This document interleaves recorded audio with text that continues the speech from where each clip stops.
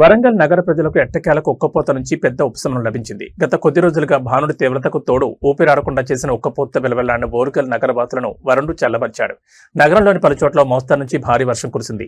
ముఖ్యంగా కొత్తవాడ, కాశీబుగ్గ, శివనగర్, దేశాయిపేట, శంభునిపేట వంటి ప్రధాన నివాస ప్రాంతాల్లో కుండపోత వర్షం కురవడంతో ఒక్కసారిగా వాతావరణం చల్లబడింది. అయితే అదే సమయంలో పలు లోతట్టు వీధుల్లోకి వర్షపు నీరు చేరడంతో స్థానికులు ఇబ్బందులు ఎదుర్కొంటున్నారు.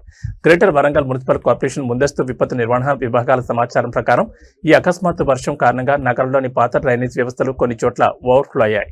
గత కొద్ది రోజులుగా రాత్రింపవలు ఊపిరాడకుండా ఉక్కిరిబిక్కిరి చేసిన ఉక్కపోతతో తీవ్రమైన చెమటలతో క్షేత్రస్థాయిలో నగరవాసులు పడ్డ కష్టాన్ని ఈ వర్షం పూర్తిగా తుడిచిపెట్టేసింది. ప్రస్తుతం వీస్తున్న చల్లని గాలులతో నగరంలో ఉష్ణోగ్రతలు ఒక్కసారిగా పడిపోయాయి. అయితే కొత్తవాడ, కాశీబుగ్గ, శివనగర్ లోతట్టు వీధుల్లో నిలిచిన వర్షపు నీటిని తొలగించడానికి మున్సిపల్ సిబ్బంది రంగంలో దిగారు.